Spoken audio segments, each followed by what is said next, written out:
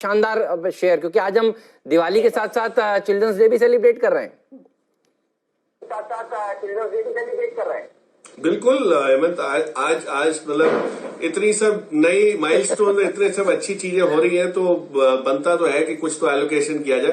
तो ये जो लॉन्ग टर्म बेसिस पे हम लोग जैसी बात करना शुरू करते हैं, जैसे कविता ने इन्फोसिस की बात की, मैंने कुछ समय पहले भारती की बात की थी, अभी जैसे मैं कल नीरज जी से डिस्कस कर रहा था एक तिवारी का पिक, उसमें तो मैंने कहा HDFC के अलावा कोई मेरे को नाम ही नहीं सूझ रहा था जो दिवाली नहीं मतलब अगले 8-10 सालों के लिए आप ले सकते हैं। लेकिन एक स्टॉक स्मॉल कैप पे कहना चाहूंगा, बताना चाहूंगा, जो मैंने कहा टेलीकॉम में क्यों पॉजिटिव हूं, जो प्लेटफॉर्म जिस हिसाब से बन रहे हैं और इंप्रूवमेंट दिख रहा है, उसमें एक छोटी कंपनी है जो टर्न अराउंड कर चुकी है, जहां काफी चीजें, डेट रिडक्शन हुआ, ऑर्डर्स आ रहे हैं। उस कंपनी का नाम है तेजस नेटवर्क्स, और आज लोगों के पास समय कम है इसलिए ज्यादा इस पे डिस्कशन अभी नहीं कर रहा, सिर्फ नाम बता रहा हूं। और मेरा मानना ये है कि तेजस नेटवर्क्स में जिस टाइप का जो बैलेंस शीट इंप्रूवमेंट हुआ है और बिजनेस प्रोफाइल में आगे चल के 5G की इम्प्लीमेंटेशन में भारती के साथ का कारोबार, डिफेंस में इथरनेट स्विचिंग का कारोबार, मतलब हर जगह से जो पॉजिटिविटी है वो वापस आ सकती है। तो ये 2-4 साल में एक बहुत बड़े मल्टी बैगर परफॉर्मेंस देने की क्षमता रखता है। Everything going of well, but Diwali का दिन है, शुभ सब पॉजिटिव मानेंगे, ऑप्टिमिस्टिक रह के अगर लेना चाहे कोई, तो आई थिंक ये this could be a very good bet. उनसे समझते हैं, ये फंडामेंटल सवाल है। दीवान साहब, ये फार्मा शेयरों में आज के उछाल को आप कैसे रीड कर रहे हैं? एवं जैसे जैसे पैसा FIs का आएगा, थोड़ा एलोकेशन जो निफ्टी के खास करके जो स्टॉक्स है, रेड्डीज, सिप्ला, डीवीज, इन सब में आपको दिखेगा पैसा आता हुआ, बट फंडामेंटली फार्मा की तरफ का जो झुकाव है मार्केट का, वो मुझे लगता है कुछ समय के लिए साइडवेज रहेगा, जैसे IT में हुआ। वही चीज आपको, मैं ये नहीं कह रहा कि लॉन्ग टर्म में फार्मा कंपनीज आपके पोर्टफोलियो में रखने लायक नहीं है। इनफैक्ट नीचे के लेवल्स पे देखिए, कोविड की वैक्सीन आ गई तो बाकी बीमारियां तो बंद होनी नहीं वाली, तो जो थेरेपीज बाकी कंपनीज चला रही है या उसके ऊपर जो इलाज के लिए जो कारोबार कर रही है, वो तो बना हुआ रहेगा। सो उस लिहाज से लॉन्ग टर्म बेसिस में वो अपॉर्चुनिटी रहेगी, बट इमीडिएट बेसिस पे आपको वहां पे थोड़ी सी डिसअपॉइंटमेंट दिख सकती है, क्योंकि कई कंपनीज में रनअप बहुत शार्प आया है, तो थोड़ा सा सॉफ्टनेस है, बट उसको मौका है लॉन्ग टर्म बेसिस पे लेने का, बट मायूसी उससे ना हो, ये कहने की कोशिश कर रहा हूं। अब क्या करेंगे, और इन्फो एज पर भी राय दीजिए प्लीज।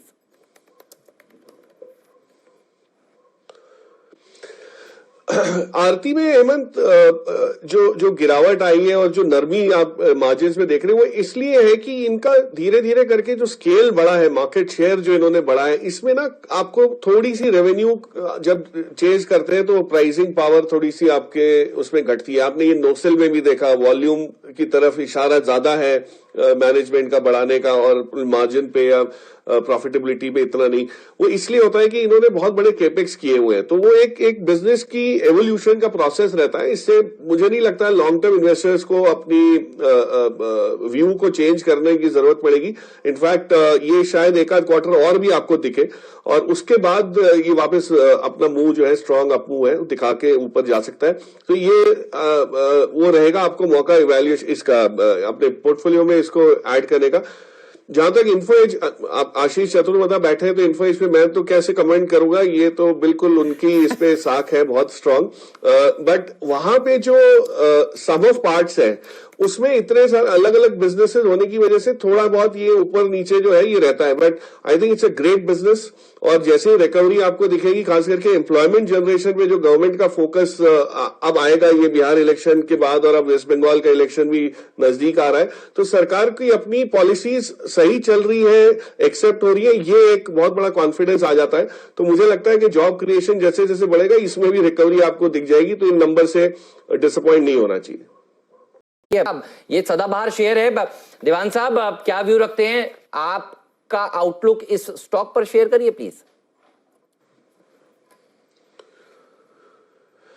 हेमंत, ये पर्टिकुलर शेयर ने जो ये नंबर्स पेश किए हैं, ये इसमें ना इतनी सच्चाई झलकती है कि हमने कई कंपनीज के नंबर जब देखते हैं तो ये लॉकडाउन जब चल रहा था उसके बाद जब सिर्फ एक महीना खुला तो तीनों महीने के अच्छे नंबर्स, रीस्टॉकिंग की वजह से जो भी होता था डिस्ट्रीब्यूशन इनके चैनल्स में, वो ये वाली कंपनी ने जो नंबर्स हूबहू जो दिए हैं उससे साफ जाहिर है कि ग्राउंड लेवल परिस्थिति क्या है। और अगर उसको आप अपनाएं और समझे, अपने आकलन में अपना के वो कैलकुलेशन में बिठाएं, तो मुझे ये लगता है कि बाटा अभी भी यहां से मतलब ग्रो करने की पूरी इसमें क्षमता है, क्योंकि इनके पास एक बिजनेस, अंडरलाइंग बिजनेस जो है वो स्ट्रेंथ वाला, ब्रांड वाला ऑलरेडी मौजूद है। इनको कोई नए इंक्रीमेंटल खर्चा करने की जरूरत नहीं है। शोरूम है, प्रोडक्शन लाइंस है, सब कुछ बैठा हुआ है। सो आई थिंक यहां से धीरे धीरे जैसे जैसे रिकवरी आएगी और हम लोग भी बाहर ऑफिस जाना शुरू कर देंगे, जूते पहनेंगे, ये होगा, तो एक जो बस जिसको बोलते हैं क्रिएट होता है, परचेसिंग पावर वापस हिंदुस्तान के जो कंज्यूमर की आएगी, वो आपको इसमें झलकता हुआ दिखेगा। और शेयर ने ऐसा भी कोई वो नहीं किया, डिसअपॉइंट नहीं किया या बहुत बड़ी चाल भी नहीं की, साइडवेज रहा है। तो I think it can probably give you a bounce from here. जी, खबर को आपने कैसे रीड किया?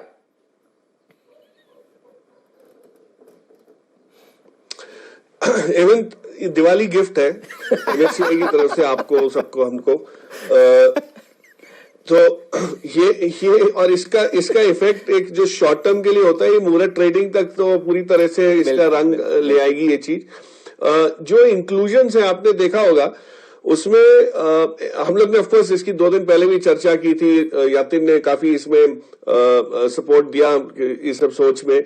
उसमें येस बैंक का कहना एक ही चीज चाहूंगा कि सारी गिरावट जो हुई थी जब इंडेक्स हमारा 12,000 की को टेस्ट करके 11,000 550 600 पे जब आया था और बैंक निफ्टी इतना नीचे आया था, तब येस बैंक में बहुत कम सेलिंग आई थी। उसका रीजन है कि उसमें जो सेलिंग है वो एग्जॉस्ट हो चुकी है। लोगों ने जो शेयर लिए थे राइट्स में, इसमें उसमें, वो सब चीज में क्लियर हो गया है। तो ये एक ऐसा काउंटर है कि जहां थोड़ी सी बाइंग आएगी आपको इसमें वापस एक मूव जो है वो स्ट्रांग मूव होता हुआ दिखेगा। लेकिन इस स्टॉक से शादी नहीं करनी है, इसको लेके बहुत लंबे समय तक आपको नहीं रखना है। ये सिर्फ ये एमएससीआई की जो बम्प अप है या एमएससीआई का जो इम्पैक्ट है उसका अगर आप फायदा उठाना चाहें तो ये होगा। मुझे लग रहा है कि कोटक बैंक में जो बिल्डअप ऑलरेडी हो चुका है वहां हो सकता है आपको ज्यादा जगह नहीं है, वहां थोड़ी सी डिसअपॉइंटमेंट हो। और Muthoot finance because gold prices की वजह से जो 7-8% गिरावट आई थी उसको थोड़ा सा शायद वो रिकवर करते हुए दिखे। तो एक ही ये नाम है जिसके अंदर सबसे ज्यादा आपको तीव्र एक्शन जो है वो आज के सत्र में दिखने की गुंजाइश रहेगी। वैसे हेमंत जी एक कहा आइए sir. Hemant, good morning. Good morning. बहुत सिंपल स्ट्रैटेजी है। बैंक निफ्टी चलना है, उसमें आपको पार्टिसिपेट करना है। फाइनेंशियल्स जो बाकी थोड़े बहुत जो नॉन बैंक निफ्टी वाले फाइनेंशियल्स हैं, हेवी वेट्स हैं, और मेरा चयन स्टॉक का भी उसी में से है और मैं बताऊंगा उसकी लॉजिक क्या है, उसको चेंज करना है। और दूसरी चीज एक कहना चाहूंगा कि लोग थोड़े से एक वैल्यू ट्रैप में फंसने की उसमें लग रहे हैं कि आईटी घट गया है, फार्मा घट रहा है, तो लेने लायक है कि नहीं। ये लॉन्ग टर्म इन्वेस्टर्स बेशक ले जो 2-3 साल का नजरिया रख रहे हैं, क्योंकि फार्मा में वैक्सीन आने से कोई रेगुलर बिजनेस कम होगा ऐसा कुछ नहीं है। आईटी में बाइडेन साहब आ गए तो आईटी कंपनीज पे खर्चा कम होने लगेगा या डिजिटलाइजेशन का जो दौर शुरू हुआ वो घटेगा, ऐसा नहीं है। लेकिन अभी जो माहौल है, जो मोमेंटम जिसको हम कहते हैं, और ये जो डॉलर की बारिश आपने जो बताई बहुत सही, ये अब देखिए पिछले 4 दिन में 20,000 करोड़ अगर आया है और ये इस टाइप का अनुमान है कि ये कंटिन्यूड रह सकता है थोड़े समय तक, तो 13,200 500 जो भी आपको आंकड़ा अच्छा लगता है आप चुनिए और वहां तक निफ्टी जाने की उम्मीद रहेगी। वो that will be led by 2 segments. एक तो बैंक निफ्टी है जो पार्टिसिपेट कर रहा है, और दूसरा कई पीएसयू स्टॉक्स हैं जो चले नहीं है, और वहां मुझे लगता है अभी भी एक आपको ट्रेडिंग मोमेंटम जो है वो वहां पे आता हुआ दिख सकता है। जैसे ओएनजीसी हो गया, एनएमडीसी हो गया, इस टाइप की जो चीजें हैं जो वैल्यू है लेकिन अभी तक चली नहीं है, वहां पे एक आपको अच्छा देगा। तो ट्रेडर्स के लिहाज से वो मैं बोल रहा हूं। जो स्टॉक मैंने चुना है वो एचडीएफसी लिमिटेड है। और क्यों एचडीएफसी लिमिटेड? इस माहौल में एचडीएफसी लिमिटेड तो बहुत वेल डिस्कवर्ड स्टॉक है, ऐसी कोई चीज उसमें नई है ही नहीं। लेकिन ये जिस हिसाब से 1650-1700 से जो 2200 के ऊपर आया है, अभी मुझे लगता है इसमें जो कंसोलिडेशन होने के बाद जो अब मूव आएगा और जो मार्केट लीडरशिप सुपीरियरिटी इसने अपने बुक्स की जो डिस्प्ले की है वो अभी तक मेरे ख्याल से इसमें री रेट हुई नहीं है। तो एक तो स्टॉक आपको ऐसा लेना है, आप आज ऊंचाइयों पे निफ्टी की ले रहे हैं तो गिरावट भी जिसमें कम हो या आपको ठोकर ना लगे और अपसाइड जो है वो डिस्टिंक्टली मिल सके। तो आई थिंक एचडीएफसी लिमिटेड उस लिहाज से जिन लोग के पास अभी भी नहीं है, मैं आश्चर्य करता हूं, कई बार इन्वेस्टर्स बताते हैं उनके पोर्टफोलियोज दिखाते हैं, हम लोग को शेयर करते हैं, उसमें एचडीएफसी नहीं होता, तो समझ नहीं आती कि ये करते कैसे हैं।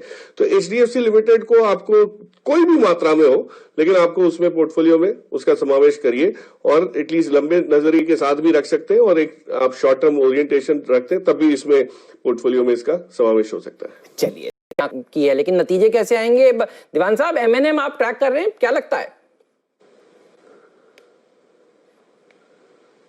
आई थिंक मैं सुमीत से इस बात पे सहमत हूं कि ट्रैक्टर में अभी भी जो हमने देखा है जो प्ले वो पॉजिटिवली होगा और इनफैक्ट अब ट्रैक्टर्स का तो अच्छा सीजन अब शुरू होने वाला है। तो इस पर्टिकुलर तिमाही में अगर बहुत खास सेल्स में इंप्रूवमेंट नहीं भी आता तो एक अपॉर्चुनिटी मिल जाएगी आपको उसको ऐड करने का। और याद रखिए एमएनएम का जो स्टॉक जब आप लेते हो तो उसमें बहुत चीजें आपको मिलती हैं।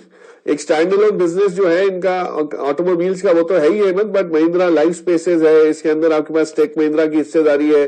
तो ये जो सब पॉजिटिव चीजें हैं और इस कंपनी की जो खासियत ये है कि ये पहली इंडियन एमएनसी है जो इतनी आर&डी करके इतनी सब नई चीजें लाके जो कोशिश कर रही है हिंदुस्तान के मार्केट में और ग्लोबल मार्केट्स में। कहीं ना कहीं इसकी री रेटिंग जो जब आएगी तो ये बहुत अलग जोन में गिनी जाएगी। तो आई डोंट थिंक इसको आप एक तिमाही दूसरी तिमाही से कंपेयर ज्यादा कर सकते हैं, बट पोर्टफोलियो में ये स्टॉक होना चाहिए और लंबे समय के लिए इनकी गाड़ियां 15 साल चलती है तो स्टॉक को भी आपको थोड़ी जगह तो देनी पड़ेगी, समय देना पड़ेगा अपने पोर्टफोलियो में। सही है। टायर सेक्टर पर आपकी राय, और ये बताइए बीटीएसटी के लिहाज से आप इसे शुरू किया जाए, कोई बढ़िया स्टॉक? टाइटन की बात तो देखिए अभी थोड़ी देर पहले आशीष चतुर्मोता जी ने करी, कोई ट्रेडर्स हैट पहनकर बताइए अच्छा शेयर जो आपको समझ में आ रहा हो कल के लिए। मार्केट में तो रैली देखने को मिल रही है। एब्सोल्युटली, आई थिंक अभी लार्ज कैप निफ्टी के कोई भी स्टॉक्स को आप ले देखें तो वो जिस मोमेंटम में है आई एम श्योर बीटीएसटी के लिए आज बहुत चॉइस रहेगी। मैं अगर लेना कुछ चाहूं तो बीपीसीएल मुझे बहुत पसंद है क्योंकि वहां जो फंडामेंटल ट्रिगर्स हैं और ये जो ग्लोबल सेटअप जिस हिसाब से चेंज होता हुआ नजर आ रहा है उसमें कहीं ना कहीं इसमें एक राहत आपको महसूस होगी क्योंकि जियोपॉलिटिकल चेंजेस भी आएंगे और लिक्विडिटी जैसे जैसे आती है हमने देखा है कि इस टाइप की कमोडिटी एसेट्स में भी थोड़ा इंप्रूवमेंट आना शुरू हो जाता है। माहौल उसका जो है वो नेगेटिव से थोड़ा न्यूट्रल होते हुए दिख रहा है। तो बीपीसीएल एक टेक्निकली आप चार्ट्स चेक कर सकते हैं क्या लेवल्स आइडियली रहेंगे, but I think there is a big play at work. एक तो वो था टायर पे जो आपने कहा था हेमंत, उसमें एक ही चीज बताना चाहूंगा।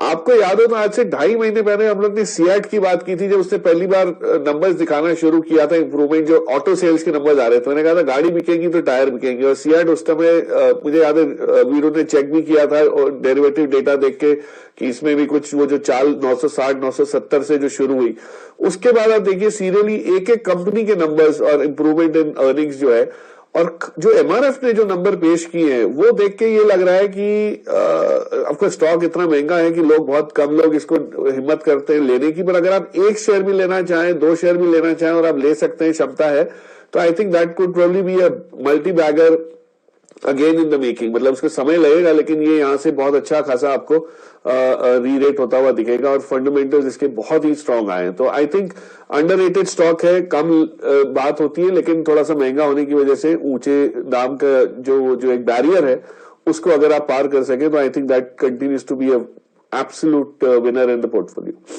जब अगर हमारे साथ जुड़े हुए हों तो वो अपना आपको पसंदीदा डिफेंस स्पेस में काउंटर बताएंगे।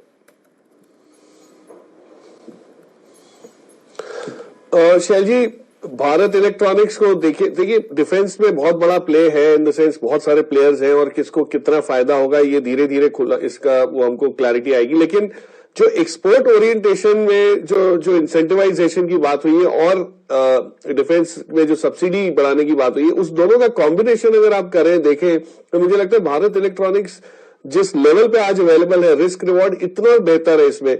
आज 94-95 रुपए पे ये चीज अवेलेबल है, जो एक टाइम 135-40 हुआ करती थी कुछ 1.5-2 महीने पहले। तो ये आपको इसमें रिकवरी बहुत जल्दी दिखेगी, और इसके कारोबार में भी जो इंप्रूवमेंट आएगा ये सारे स्टिमुलस को लेके, उसको भी आप इसको कैप्चर करने के लिए अच्छी खासी यहां से एक अपमूव की अपेक्षा कर सकते हैं। So I think my top pick on defence will probably be Bharat Electronics at this point. चलिए, आपको अच्छा लगता हो?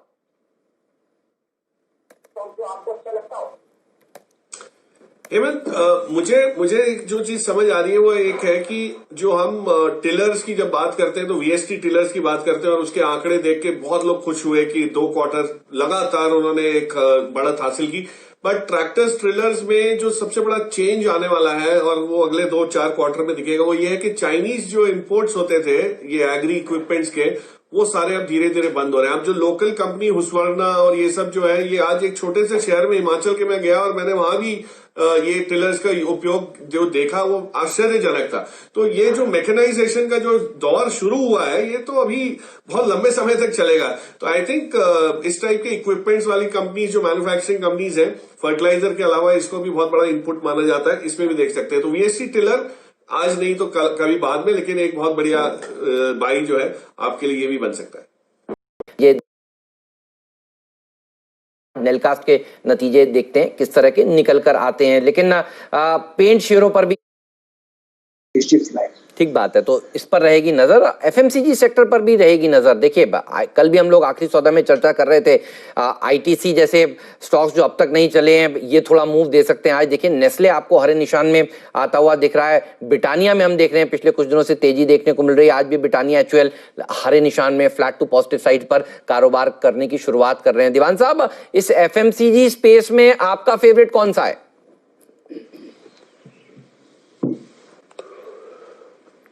करंट सिचुएशन में एचयूएल है, क्योंकि पार्टिसिपेशन बाकी है, निफ्टी का स्टॉक है, ईटीएफ का पैसा आएगा, वेटेज के हिसाब से चलेगा।